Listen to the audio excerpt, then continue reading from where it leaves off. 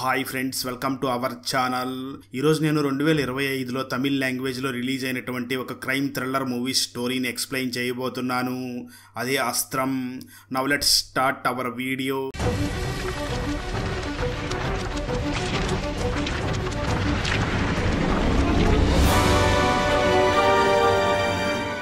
Open చేస్తే movie స్టార్టింగ్లో voice ఓవర్లో ఒక స్టోరీ చెప్తూ ఉంటారు. 18వ శతాబ్దంలో ఫ్రాన్స్లో ఒక సైంటిస్ట్ సైకాలజీ గురించి స్టడీ చేస్తున్న సమయంలో కొన్ని విషయాల్ని కనుగొన్నాడు. ఆ విషయాలన్నీ కూడా ది సీక్రెట్ అనే బుక్లో రాసి ఉంచాడు. ఇప్పుడు ఆ బుక్ ఫ్రాన్స్ దేశం నుంచి ట్రావెల్ చేసి ఇండియాకి వచ్చింది. సౌత్ ఇండియాలో ఉన్న కొడైకెనాల్లోని ఒక చర్చిలోకి ఆ బుక్ చేరింది. అయితే ఆ బుక్ వాల్యూ తెలియనటువంటి ఆ చర్చి ఫాదర్ ఆ చర్చికి రెగ్యులర్గా వస్తున్న ఒక ఫ్యామిలీలోని అబ్బాయి పుట్టినరోజు కావడం ఆ అబ్బాయి పుట్టినరోజు గిఫ్ట్ గా ఫాదర్ ఆ బుక్ ని తనకి ఇచ్చేశాడు. ఆ బుక్ ని తీసుకున్న తర్వాత ఆ అబ్బాయి ఫ్యామిలీలో చాలా సంఘటనలు జరిగాయి అని చెప్తారు. ఇక్కడే మూవీ టైటిల్ పడుతుంది. ఒకరోజు పార్కుకి ఒక వ్యక్తి పొదనైన కత్తిని తీసుకుని వచ్చి ఒక సిలువ గీసి తన పొట్ట చీల్చుకుని తనను తానే పొడుచుకుని ఆత్మహత్య చేసుకుంటాడు. ఆ పార్క్ పక్కనే పోలీస్ ఆఫీసర్ అయినటువంటి శ్యామ్ ఇల్లు కూడా ఉంటుంది. నిజానికి ఈ శ్యామ్ ఇంతకుముందు సేమ్ ఇదే విధంగా ఆ ఊర్లో ఇద్దరు చనిపోయి ఉంటారు. ఆ కేసుని ఇన్వెస్టిగేషన్ చేయడం కోసమే శ్యామ్ అక్కడికి వచ్చి ఉంటాడు. ఆ కేసుని ఇన్వెస్టిగేషన్ చేసే సమయంలో శ్యామ్కి గాయం అయి ఉంటుంది. అయినప్పటికీ శ్యామ్ లీవ్ తీసుకోకుండా ఆ కేసుల్ని స్టడీ చేస్తూ ఉంటాడు. సరిగ్గా అదే సమయంలో విజయ్ అనే వ్యక్తి ఫోన్ చేసి, నువ్వు రీసెంట్గా విచిత్రంగా చనిపోతున్న ఆత్మహత్యల కేసు గురించి స్టడీ చేస్తున్నారు కదా, నేను ఆ కేసు గురించి కొన్ని విషయాలు చెప్పాలనుకుంటున్నాను అని అంటాడు. ఆ మాటలు విన్న శ్యామ్, సరే అయితే మీరు డైరెక్ట్గా మా ఇంటికి రండి అని అంటాడు. దాంతో శ్యామ్కి ఫోన్ చేసిన విజయ్ వెంటనే అక్కడికి చేరుకుంటాడు.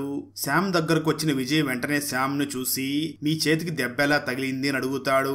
శ్యామ్ మాత్రం విజయ్ ని చూసి, దాని గురించి వదిలేయండి, మీరు వచ్చిన విషయం చెప్పండి అని అడుగుతాడు.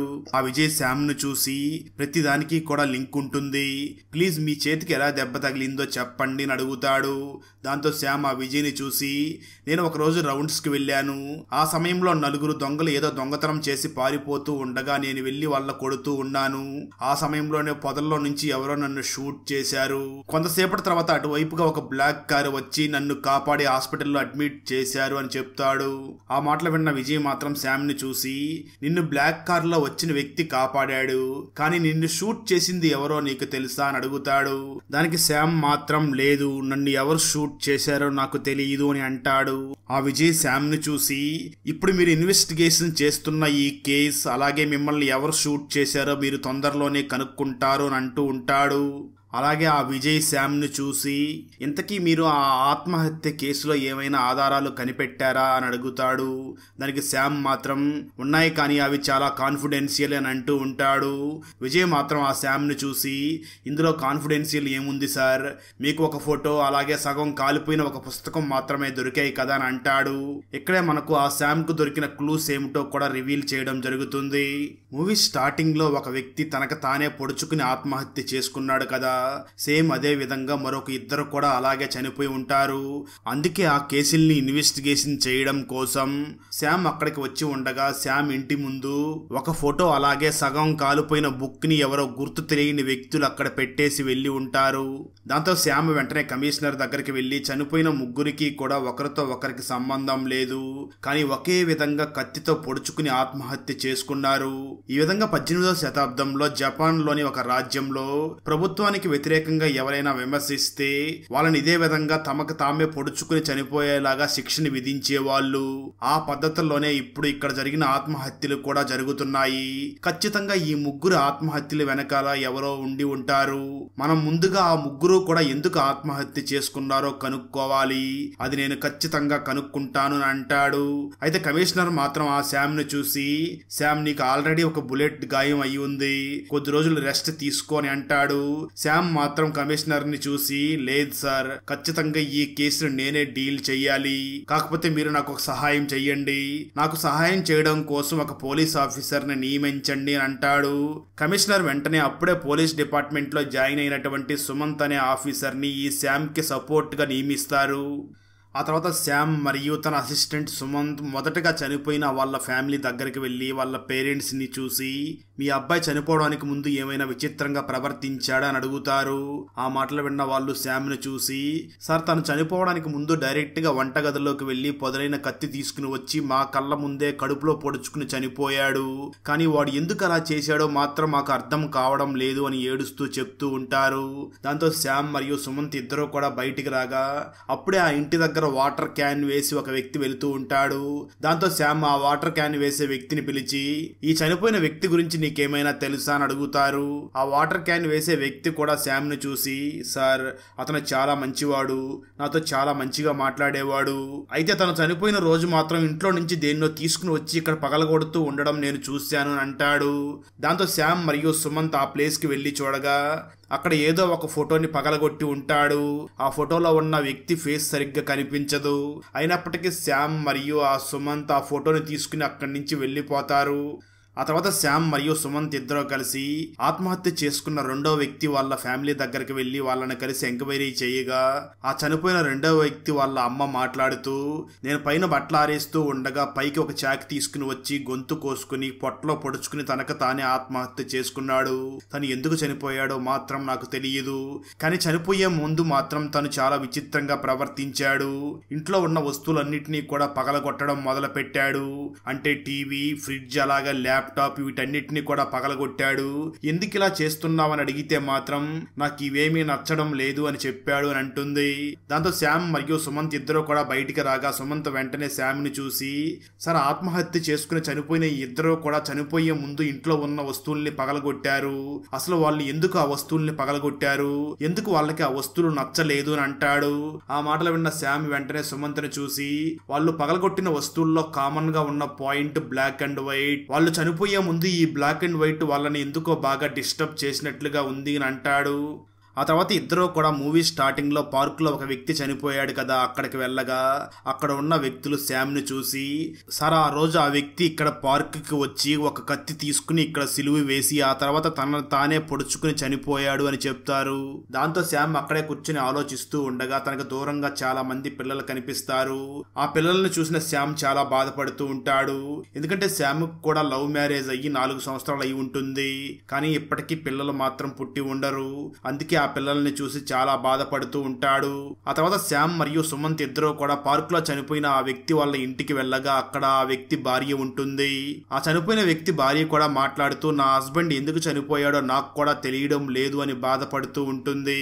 అప్పుడే శామ్ ఒక విషయాన్ని గుర్తిస్తాడు. ఇక్కడ పార్క్ లో చనిపోయిన వ్యక్తి హిందువు, మరి అతను ఎందుకు చనిపోయే ముందు అక్కడ పార్క్ లో ఒక సిలువు బొమ్మ వేసి చనిపోయాడు అని డౌట్ వస్తుంది. దాంతో శామ్ వెంటనే చనిపోయిన వ్యక్తి వైఫ్ ని చూసి, నీ భర్త చనిపోయే ముందు క్రిస్టియానిటీ గురించి నీతో ఏమైనా మాట్లాడా, లేదా తనకి ఎవరైనా క్రిస్టియన్ ఫ్రెండ్స్ ఉన్నారా అని అడుగుతాడు. ఆ మాటలు విన్నటువంటి ఆ చనిపోయిన వ్యక్తి వైఫ్ శామ్ ని చూసి, మేము అసలు క్రిస్టియానిటీ గురించి అసలు ఇంట్లో మాట్లాడడం, తను కూడా ఎప్పుడూ నాతో దాని గురించి మాట్లాడలేదు, కానీ తనకి ఇనప సామాన్ల షాప్ పెట్టుకుని ఉన్న జార్జ్ తెలుసు అని చెప్తుంది. దాంతో శ్యామ్ వెంటనే ఆ ఇనప సామాను కొట్టు ఓనర్ అయినటువంటి జార్జ్ దగ్గరికి వెళ్లి ఆ చనిపోయిన వ్యక్తి గురించి అడుగుతాడు. జార్జ్ శ్యామ్ ను చూసి, సార్ తను చాలా మంచివాడు, నాతో చాలా మంచిగా మాట్లాడేవాడు, కానీ సడన్ గా ఎందుకు చనిపోయాడో మాత్రం నాకు తెలియదు అని చెప్తాడు. శ్యామ్ ఆ జార్జ్ ను చూసి, తను చనిపోయే ముందు నీ దగ్గరకు వచ్చి ఏం మాట్లాడాడు అని అడుగుతాడు. జార్జ్ వెంటనే శ్యామ్ ను చూసి, తనేమీ మాట్లాడలేదు సార్, నేనే తనతో మాట్లాడాను, నేను బిజినెస్ ని కొంచెం ఎక్స్పాండ్ చెయ్యాలి, దానికి కొంచెం డబ్బులు కావాలి అని తనని అడిగాను అని చెప్తాడు జార్జ్. ఆ తర్వాత శ్యామ్ ఆ ఊర్లో ఉన్న పెద్ద చర్చ్ ఫాదర్ దగ్గరికి వెళ్లి తనకి చనిపోయిన వ్యక్తి ఫోటోని చూపించి ఈ వ్యక్తిని ఎక్కడైనా చూశారని అడుగుతాడు. చర్చ్ ఫాదర్ వెంటనే ఆ ఫోటోను చూసి, ఈ వ్యక్తి ఎప్పుడూ కూడా మా చర్చికి రాలేదు అని చెప్తాడు. అయితే శ్యామ్ మాత్రం కొంచెం డౌట్ గా ఆ చర్చ్ లో ఉన్న సీసీటీవీ ఫుటేజ్ ని కూడా చెక్ చేద్దామని చెప్పి అక్కడికి వెళ్లి సీసీటీవీ ఫుటేజ్ ని కూడా చెక్ చేస్తాడు. అక్కడ కూడా శ్యామ్ కి ఏమీ క్లూ దొరకదు. దాంతో శ్యామ్ ఈ ముగ్గురికి పరిచయం లేదు, కానీ ముగ్గురు సేమ్ ఒకేలాగా ఎలా చనిపోయారు అని ఆలోచిస్తూ ఉంటాడు. సరిగ్గా అదే సమయంలో శ్యామ్ అసిస్టెంట్ అయినటువంటి సుమంత్ ఫోన్ చేసి, సార్ ఇంతకు ముందు చనిపోయిన వ్యక్తులలో ఒక వ్యక్తి ఒక ఫోటోని పగలగొట్టాడు కదా, ఆ ఫోటోలో ఉన్న వ్యక్తి మరి ఎవరో కాదు, చెస్ ఛాంపియన్ విశ్వనాథన్ ఆనంద్ అని చెప్తాడు. ఆ మాటలు విన్న శామ్ అన్నిటినీ కూడా కనెక్ట్ చేసుకుంటూ ఈ ఆత్మహత్య చేసుకుని చనిపోయిన ముగ్గురికి కూడా బ్లాక్ అండ్ వైట్ అంటే అస్సలు పడదు. బ్లాక్ అండ్ వైట్ ఫోటోల్ని చూసినప్పుడే వీళ్ళందరూ కూడా వాటిని పగలగొట్టారు. అయితే లాస్ట్ గా చనిపోయిన ఆ వ్యక్తి అసలు క్రిస్టియనే కాదు. అలాంటి వాడు ఎందుకు సిలువ బొమ్మని గీశాడు అని ఆలోచిస్తూ ఉంటాడు. అదే విధంగా శామ్, నా ఇంటి ముందు ఒక ఫోటో మరియు సగం కాలిపోయిన ఒక బుక్ దొరికింది, కానీ ఆ బుక్ మొదటి పేజీల్లోనే చెస్ అని రాసి ఉండడం గుర్తు చేసుకుని శామ్ వెంటనే చనిపోయిన ముగ్గురు ఫ్యామిలీస్ కి ఫోన్ చేసి చనిపోయిన మీ అబ్బాయిలు చెస్ ఆడుతారా అని అడుగుతాడు. దానికి వాళ్ళందరూ కూడా అవును, మా అబ్బాయి చెస్ ఆడతాడు అని చెప్తారు. ఆ మాటలు విన్న శామ్, చనిపోయిన ఈ ముగ్గురికి చెస్ వచ్చు అంటే ఈ ముగ్గురు కూడా చెస్ గేమ్ వల్లనే చనిపోయి ఉంటారు అని అర్థం చేసుకుంటాడు. అయితే ఈ ఆత్మహత్యల వెనకాల ఎవరు ఉన్నది మాత్రం తను కనిపెట్టలేకపోయి ఉంటాడు. అలా జరిగిందంతా శామ్ ఆ విజయ్కి చెప్తాడు. విజయ్ శామ్ చెప్పింది మొత్తం విని వెంటనే శామ్ ని చూసి, సార్ మీరు దాదాపు ఈ కేసు మొత్తాన్ని కూడా సాల్వ్ చేసేశారు అని చెప్తాడు. ఆ మాటలు విన్న శామ్, విజయ్ ఏం మాట్లాడుతున్నావు అని అనగా, అవును సార్ మీరు ఈ కేసుని సగానికి పైగా సాల్వ్ చేసేశారు, అంటే త్వరలోనే మీరు ఈ కేసుని సాల్వ్ చేయబోయే సమయం ఆసన్నం అవుతుంది అని చెప్పి తనకు తెలిసిన కొన్ని విషయాలు కూడా శామ్ దగ్గర చెప్తాడు ఆ విజయ్. కొడైకెనాల్లో ఒక పెద్ద ధనికుడు ఉంటాడు. అతని పేరు జేమ్స్ కి ఇద్దరు కొడుకులు ఉంటారు. పెద్ద కొడుకు పేరు మార్టిన్. అతను చాలా వింతగా ప్రవర్తిస్తూ ఉంటాడు. అదే విధంగా తనకి బ్లాక్ అంటే చాలా ఇష్టంగా ఉంటుంది. తనకి బ్లాక్ తో పాటు చెస్ గేమ్ అంటే కూడా చాలా ఇష్టంగా ఆడుతూ ఉంటాడు. ప్రతి గేమ్ లో కూడా తనే విజయం సాధిస్తూ ఉంటాడు. అలాంటి సమయంలోనే ఒకసారి తను మొదటిసారిగా తన తమ్ముడు చేతిలో ఓడిపోవడంతో ఆ ఓటమిని తను జీర్ణించుకోలేకపోతాడు. దాంతో ఆ మార్టిన్ ఒక సైకోలాగా తయారైపోయి నన్ను చెస్ గేమ్ లో ఓడించిన ప్రతి ఒక్కరిని చంపేయాలి అని డిసైడ్ అవుతాడు. దాంతో తన సొంత తమ్ముణ్ణి కూడా చంపి ఒక కొండ ప్రాంతానికి తీసుకుని వెళ్లి బాడీని అక్కడ వేసేసి ఉంటాడు. అప్పటి నుంచి కూడా ఆ మార్టిన్ ఎవరైతే తనని చెస్ లో ఓడిస్తారో వాళ్ళని చంపేయాలి అని డిసైడ్ అవుతాడు. కాకపోతే తను చంపకుండా ఎవరైతే తనని ఓడిస్తారో ఆ ఓడించిన వాళ్ళు తమకి తామే చనిపోయే విధంగా చేస్తూ ఉంటాడు. దానికోసం మార్టిన్ ఒక కథని చదువుతాడు. 18వ శతాబ్దంలో జపాన్లో ఒక రాజు తన కింద పనిచేసే సిపాయి దగ్గర గేమ్ ఆడుతూ ఉంటాడు. అయితే రాజు ఆ గేమ్ లో ఓడిపోతాడు. దాంతో రాజు నేను సిపాయి చేతిలో ఓడిపోయిన విషయం బయటికి తెలియకూడదు అనుకుని వెంటనే సిపాయిని చూసి నీకు నువ్వే ఆత్మహత్య చేసుకో అని చెప్తాడు. నిజానికి ఆ సమయంలో జపాన్ లో రాజు కుటుంబానికి ఎవరైనా ద్రోహం చేస్తే అందరి ముందు ఆత్మహత్య చేసుకునే ఒక శిక్షను విధిస్తూ ఉంటారు. ఆ రాజు చెప్పడంతో సిపాయి కూడా వెళ్లి అందరి ముందు ఆత్మహత్య చేసుకుని చనిపోతాడు. ఇదంతా చూసిన ప్రజలు కూడా ఈ వ్యక్తి రాజు కుటుంబానికి ఏదో ద్రోహం చేసినట్లుగా ఉన్నాడు, అందుకే తను అందరి ముందు ఆత్మహత్య చేసుకున్నాడు అని అనుకుంటూ ఉంటారు. దాంతో ఇదంతా చదివినటువంటి మార్టిన్ నన్ను కూడా ఇక నుంచి చెస్ లో ఎవరు ఓడించినా సరే తమకు తామే చనిపోయేలాగా చెయ్యాలి అని, అలా చేయడం కోసం ఒక విద్యను కూడా నేర్చుకుంటాడు.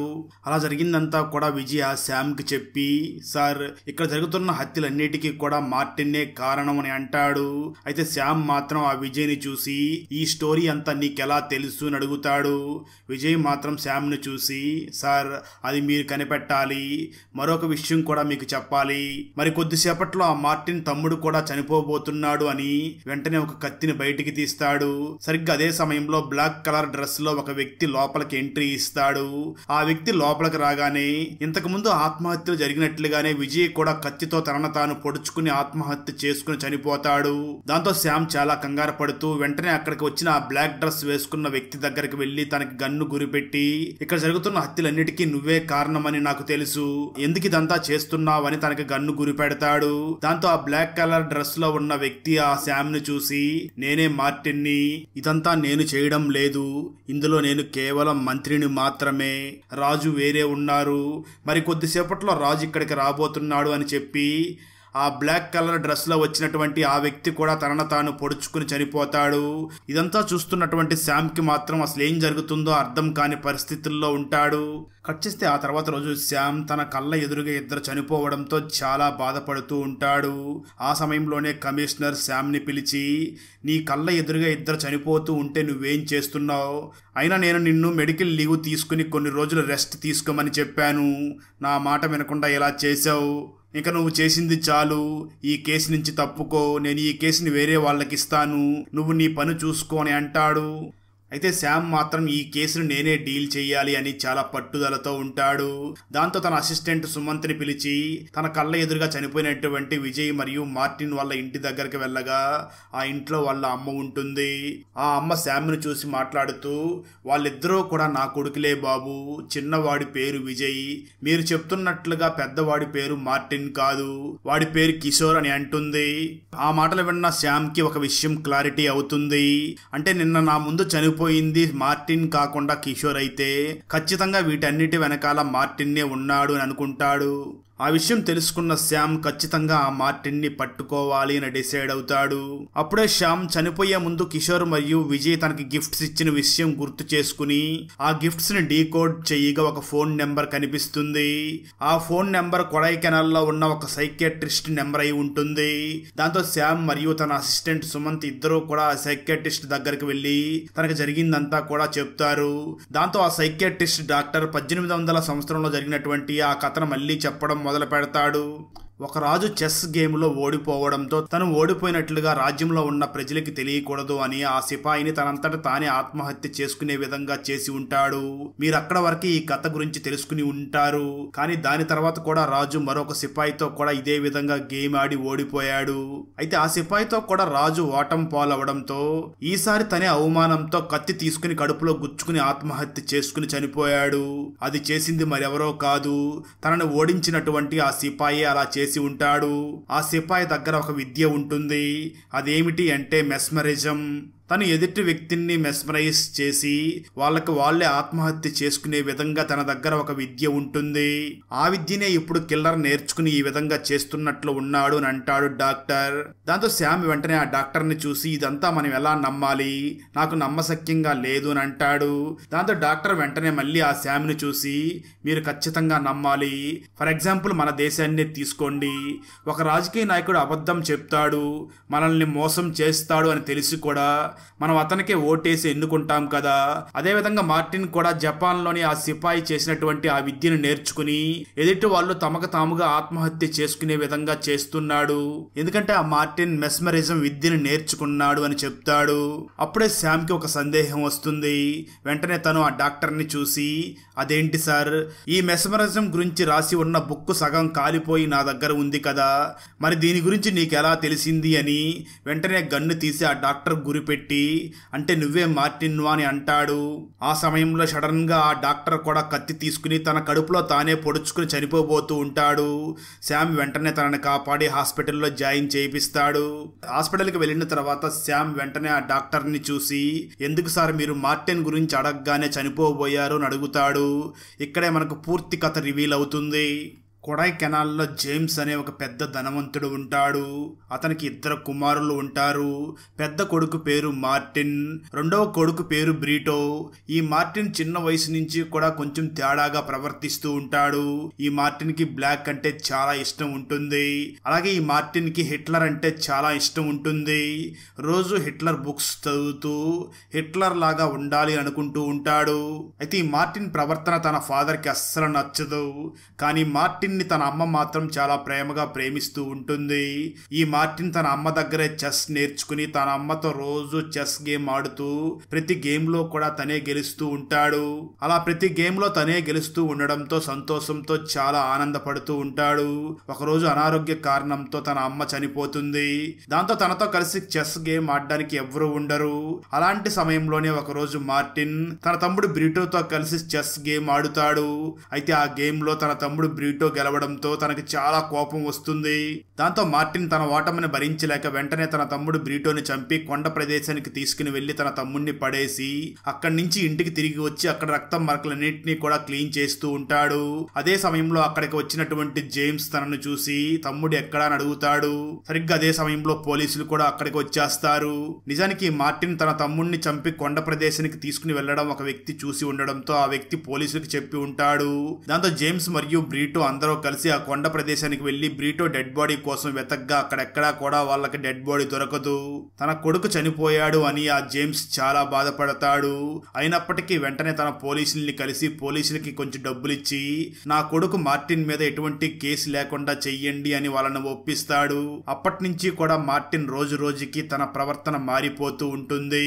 దాంతో జేమ్స్ ఎలాగైనా సరే ఈ మార్టిన్ ప్రవర్తనని మార్చాలి అని వెంటనే వెళ్లి ఒక సైకియాట్రిస్ట్ డాక్టర్ ని కలుస్తాడు. తనకి జరిగిందంతా చెప్పడంతో ఆ డాక్టర్ జేమ్స్ ని చూసి నీ కొడుకు విజయం సాధించడంతో సంతోషంగా ఉంటున్నాడు, కానీ ఒక్కసారిగా ఓటం పాలవడంతో తను ఈ విధంగా సైకోలాగా మారాడు అని వెంటనే ఊర్లో బాగా చెస్ ఆడే వాళ్ళని పిలిపించి ఆ మార్టిన్ దగ్గర చెస్ ఆడిపిస్తాడు. అలా జేమ్స్ పిలిపించినటువంటి ఆ ముగ్గురు కూడా చాలా బాగా చెస్ ఆడుతూ వాళ్ళు ఆడిన ప్రతి గేమ్లో కూడా ఆ మార్టిన్ని ఓడిస్తారు. దాంతో ఆ మార్టిన్ చాలా బాధపడుతూ ఉంటాడు. అలాంటి సమయంలోనే ఒకరోజు మార్టిన్ తన ఫాదర్ని చూసి నాతో పాటు గేమ్ ఆడుదురా అని పిలుస్తాడు. కొడుకు పిలుస్తూ ఉండడంతో కాదనలేక జేమ్స్ కూడా వెళ్ళి ఆ మార్టిన్తో గేమ్ ఆడగా ఆ గేమ్లో మార్టిన్ కావాలనే ఓడిపోయిన ఆ కచ్చితో కావాలని తన ఫాదర్ని కొట్టి చంపేస్తాడు. వెంటనే తన ఫాదర్ డెడ్ బాడీని కూడా ఇంటిలోనే కాల్చేసి అక్కడి నుంచి ఇల్లు వదిలిపెట్టి వెళ్ళిపోయి ఉంటాడు. కొన్ని రోజుల తర్వాత ఆ మార్టిన్ తిరిగి మళ్ళీ సైకాలజీ డాక్టర్ కి కాల్ చేసి నన్ను చిన్నతనంలో ఎవరైతే చెస్ గేమ్ లో ఓడించారో వాళ్ళందరినీ కూడా వెతికి మెస్మరైజ్ చేసి వాళ్ళ చేతులతో వాళ్లే చంపుకునేలాగా చేశాను అని అంటాడు. ఆ మార్టిన్ చెస్ ది సీక్రెట్ అనే బుక్ లో ఉన్న మెస్మరిజం అనే విద్యను నేర్చుకుని ఉంటాడు. దాని ద్వారానే ఈ విధంగా ఎవరెవరి దగ్గరైతే తను ఓడిపోయాడో వాళ్ళందరూ తమకు తామే ఆత్మహత్య చేసుకునే విధంగా చేసి ఉంటాడు. ఇప్పుడు మార్టిన్ యొక్క టార్గెట్ ఎవరు అంటే తన తమ్ముడు బ్రీటో. తన తమ్ముడు ఎప్పుడో చనిపోయాడు కదా అని మీకు డౌట్ రావచ్చు. నిజానికి ఈ మార్టిన్ తన తమ్ముడిని కొట్టి లోయలో పడేసి ఉంటాడు, కానీ అక్కడ తన తమ్ముడు మాత్రం చనిపోయి ఉండడు. ఇప్పుడు అతన్ని వెతికి పట్టుకుని ఇదే మెస్మరిజం విద్యను ఉపయోగించి తనని కూడా చంపాలి అనుకుంటూ ఉంటాడు. ఈ విషయం అంతా కూడా ఆ సైకాలజీ డాక్టర్ శామ్ దగ్గర చెప్తూ ఉంటాడు. కానీ ఈ సైకాలజీ డాక్టర్ ఎందుకు చనిపోవాలనుకున్నాడు అన్న డౌట్ మీకు రావచ్చు. నిజానికి ఆ సైకాలజీ డాక్టర్ నేనిచ్చిన ట్రీట్మెంట్ వల్లే ఆ మార్టిన్ ఈ విధంగా చేస్తున్నాడు అని తను గిల్టీగా ఫీల్ అయ్యి తనని తాను చంపుకోవాలి అని ప్రయత్నించి ఉంటాడు. ఆ డాక్టర్ చెప్పింది మొత్తం విన్నటువంటి శామ్ అంటే ఇప్పుడు మార్టిన్ తన తమ్ముడైనటువంటి బ్రీటోని చంపబోతున్నాడు. కానీ ఆ బ్రీటో ఎవరో ఎలా కనిపెట్టాలి అని బ్రీటో కనిపించకుండా రోజు ఫైల్ అయినటువంటి ఆ కేసు డీటెయిల్స్ మొత్తం సెర్చ్ చేస్తాడు. అప్పుడే ఈ శామ్ కి బ్రీటో మెడలో ఒక లాకెట్ ఉండేది అని తెలుస్తుంది. ఇక్కడే మనకు ఒక భయంకరమైన ట్విస్ట్ కూడా రివీల్ అవుతుంది. బ్రీటో మెడలో ఉన్న లాకెట్ లాంటిదే రీసెంట్ గా నేను ఎవరి మెడలోనో చూశాను అని ఈ శామ్ గుర్తు చేసుకుంటాడు. అప్పుడు శామ్ కి సేమ్ అలాంటి లాకెట్ ని నేను కానిస్టేబుల్ సుమంత్ మెడలో కూడా చూశాను అని, అంటే ఈ బ్రీటో మరెవరో కాదు సుమంత్ అని అర్థం చేసుకుంటాడు. సరిగ్గా అదే సమయంలో ఆ మార్టిన్ కూడా తన తమ్ముడు సుమంత్ అని తెలుసుకుని సుమంత్ను చంపడం కోసం బయలుదేరతాడు. ఆ తర్వాత సుమంత్ మార్టిన్ ని చూసి మెస్మరైజ్ అయ్యి కత్తి తీసుకుని తనను తాను పొడుచుకోబోతూ ఉంటాడు. ఆ సమయంలోనే తన భార్య అడ్డు వచ్చి తనను ఆపుతుంది. అయితే సుమంత్ వెంటనే తన భార్యను కూడా చంపేసి మళ్ళీ తనను తాను పొడుచుకొని చనిపోబోతూ ఉంటాడు. సరిగ్గా అదే సమయంలో శామ్ అక్కడికి వచ్చి తనను కాపాడుతాడు. దాంతో శామ్ మరియు మార్టిన్ ఇద్దరి మధ్య చాలా పెద్ద ఫైటింగ్ జరుగుతుంది. ఆ సమయంలోనే మార్టిన్ శామ్ని చూసి నిజానికి నీ దగ్గరికి బుక్ని పంపించి ఫోటోని పంపించింది నేనే నిన్ను ఈ గేమ్లోకి ఆహ్వానించాను, ఈరోజు నేనే ఓడిపోయాను అని ఒక కత్తి తీసుకుని తనను తాను పొడుచుకుని చనిపోతాడు. అలా ఈ కేసు ముగింపు దశకి వస్తుంది. అయితే శామ్ మాత్రం మార్టిన్ ఏ విధంగా అందరినీ మెస్మరైజం చేశాడో కనుక్కోవాలి అనుకుని తను మెస్మరైజం చేసినప్పుడు ఎవరైతే చనిపోకుండా ఉన్నారో వాళ్ళని కలిస్తే తెలుస్తుంది అని తను ఇంతకు ముందు కాపాడినటువంటి ఆ సుమంత్ హాస్పిటల్లో ఉండగా తన దగ్గరికి వెళ్తాడు. వెంటనే శ్యామ్ ఆ సుమంత్ని చూసి ఆ మార్టిన్ నీకు ఏం చెప్పాడు, తను ఏం చెప్పడం వల్ల నువ్వు ఆత్మహత్య చేసుకోవడానికి ప్రయత్నించావు అని అడుగుతాడు. అప్పుడు సుమంత్ ఆ సీక్రెట్ ని శ్యామ్ కి చెప్పబోతూ ఉంటాడు. ఆ సీక్రెట్ ఏమిటో తెలియాలి అంటే మీరు సెకండ్ పార్ట్ చూడాలి అన్నట్టుగా లీడ్ ఇచ్చి ఈ ఫస్ట్ పార్ట్ ని ముగిస్తారు. నీలా డెడ్ బాడీ ఎందుకు అసలు కదలడం లేదు?